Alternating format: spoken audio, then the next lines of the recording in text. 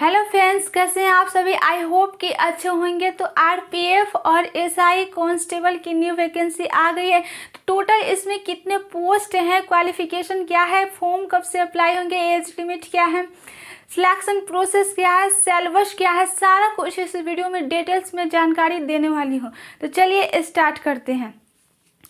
तो इसमें total post की बात करें तो इसमें 4208 पोस्ट है, यानी कि 4208 पोस्ट पर वैकेंसी आई है।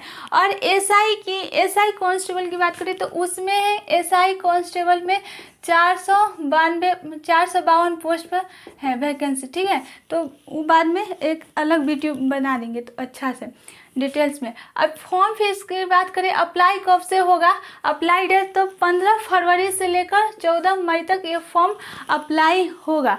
क्लियर। अब इसमें फॉर्म फीस की बात करें तो जनरल ओबीसी ईडब्ल्यूएस कैंडिडेट के लिए फॉर्म फीस है 500 रुपया। और आप एग्ज़ाम दे देते हैं तो आपको 400 रुपया वापस रिफंड हो जाएगा, यानी कि वापस आपको पैसा मिल जाएगा जब आप एग्ज़ाम दीजिएगा तब, नहीं दीजिएगा तो नहीं मिलेगा। क्लियर। और ऑथर कैंडिडेट के लिए 250 रुपया है, यानी कि फीमेल एसटी एससी इस सब कैंडिडेट के लिए 250 रुपये फॉर्म फीस है। तो इनका पूरा 250 का 250 वापस मिल जाता है एग्ज़ाम देने के बाद, अदरवाइज नहीं मिलेगा। अब देखिए एज लिमिट की बात करें तो एज आपका 1/7/2024 से एज काउंटिंग किया जाएगा। अब एज 18 से 28 साल।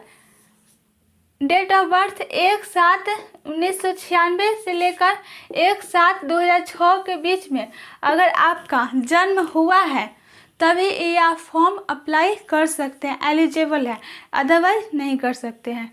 अब इसमें ओबीसी कैंडिडेट के लिए 3 साल का छूट दिया गया है कोरोना की वजह से। और एससी एसटी कैंडिडेट का 18 से 33, इसमें 5 साल का छूट दिया गया है और इसमें 3 साल का छूट दिया गया है, यानी कि इसमें 1993 से 1/7/1993 आपका जन्म हुआ है तभी आप फॉर्म अप्लाई कर सकते हैं, यानी कि इसमें 3 साल का छूट है ओबीसी कैंडिडेट का। और इसमें 1991 में अगर जन्म हुआ है तभी आप फॉर्म अप्लाई कर सकते हैं, इसमें 5 साल का छूट दिया गया है। ठीक है। अब क्वालिफिकेशन की बात करें तो योग्यता क्या है, 10th पास है आप तो ये फॉर्म अप्लाई कर सकते हैं, अदरवाइज नहीं कर सकते हैं। 10th पास क्वालिफिकेशन है। सिलेक्शन प्रोसेस की बात करें तो पहले आपका रिटन टेस्ट होगा। ठीक है, एग्ज़ाम होगा, उसके बाद फिजिकल, उसके बाद डीवी यानी कि डॉक्यूमेंट वेरिफिकेशन होगा। ठीक है, उस जोन वाइज अलग अलग वैकेंसी आएगी। क्लियर। अब सैलरी के बाद में बताऊंगी, पहले देखते हैं सिलेबस क्या है, इसमें क्या क्या पढ़ना है।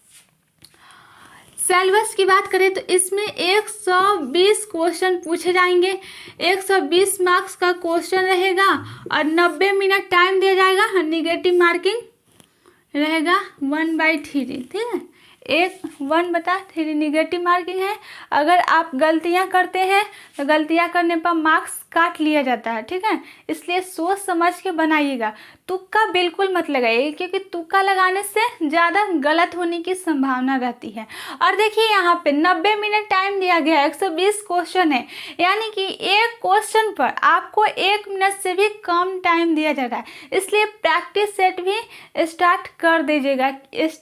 टाइम मैनेजमेंट बहुत ज़रूरी है, टाइम मैनेजमेंट भी करना सीखना पड़ता है, नहीं तो आप एग्ज़ाम में जाइएगा और पूरा क्वेश्चन भी नहीं देख पाइएगा, पता चलेगा टाइम अप, फिर रोते रोते चलाइएगा। इसलिए प्रैक्टिस सेट भी बहुत ज़रूरी है और गलत नहीं कीजिएगा, क्योंकि 1/3 नेगेटिव मार्किंग, यानी कि आप 3 क्वेश्चन गलत करते हैं तो उसमें से 3 तो जाएगा है, ऊपर से सही में से 1 मार्क्स भी काट लिया जाएगा, इसलिए सोच समझ के बनाइएगा।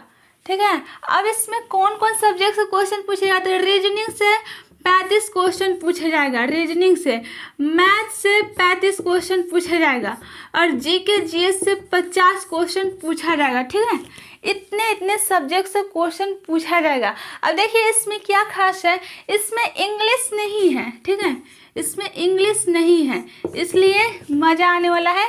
अगर आपका इंग्लिश अच्छा नहीं है, आप इंग्लिश में वीक है, कमज़ोर हैं, तो यह बहुत अच्छे से एग्ज़ाम आप क्वालिफाई कर सकते हैं। ऐसा मन में लेकर चलना है कि मेरा फर्स्ट टाइम ही आखिरी टाइम हो, इसके बाद 5 वर्षीय कार्यक्रम ना बढ़े, 7 वर्षीय कार्यक्रम ना बने, ठीक है। इसलिए बहुत अच्छा वैकेंसी है, अच्छा खासा है, इसलिए आप तैयार हो जाइए कि इस बार सिलेक्शन लेना है तो लेना है, ठीक है।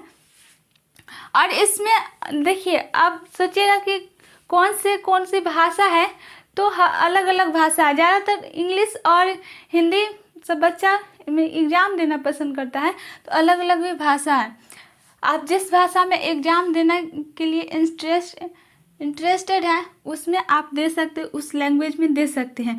आप देखिए यहाँ पर ये फिजिकल टेस्ट है, ये फिजिकल एफिशिएंसी टेस्ट और फिजिकल मेजरमेंट टेस्ट, ये दोनों एक ही टेस्ट है। और इसमें क्या आता है, रनिंग आता है। रनिंग 5 मिनट 45 सेकंड में पूरा करना होता है मेल को, और फीमेल कैंडिडेट को 3 मिनट 45 सेकंड में पूरा करना होता है, यानी कि दौड़ना पड़ता है, ठीक है। अब हाइट की बात करें तो इसमें मेल को 165 सेंटीमीटर हाइट होना चाहिए, और फीमेल कैंडिडेट को 157 सेंटीमीटर हाइट होना चाहिए। पहले आप ये सब देख लीजिएगा कि मेरा हाइट इतना है कि नहीं, उसके बाद ही फॉर्म फिल कीजिएगा, ठीक है। क्योंकि पता चलेगा कि मेरा हाइटे नहीं है, वो तो जब फॉर्म अप्लाई करने के लिए इतना रहेगा, एलिजिबल है आप, तभी आप फॉर्म अप्लाई कीजिएगा, कर ही पाइएगा, नहीं रहेगा तो नहीं कर पाइएगा, ठीक है। और चेस्ट है तो मेल का चेस्ट 80 से 85 सेंटीमीटर होना चाहिए, और फीमेल का चेस्ट नहीं मांगता है, ठीक है। अब देखिए हाइट जंप, यानी कि हाई जंप जो है, हाई जंप उस मेल को 4 फीट है और फीमेल को 3 फीट हाई जंप है। और लॉन्ग जंप जो है 14 फीट है, और मेल को और फीमेल को 9 फीट, यानी कि थोड़ा ज़्यादा है 14 फीट। इसलिए आपको प्रैक्टिस भी करना होगा, बिना प्रैक्टिस के नहीं होगा, क्योंकि बिना मेहनत के कुछ नहीं होता है, इसलिए प्रैक्टिस भी करना बहुत ज़रूरी है। क्लियर? आई होप कि इतना समझ में आया होगा। अब सैलरी की बात करते हैं, तो इसमें स्टार्टिंग सैलरी कितना मिलेगा। इसमें सैलरी 21,700 रुपये सैलरी, यानी कि 30,000 से लेकर 35,000 तक सैलरी आपका मिलेगा, यानी कि मिलने वाला है। क्लियर? अब देखिए, आई होप कि पूरा अच्छा से समझ में आ गया। अभी भी कोई भी किसी प्रकार का डाउट नहीं होगा।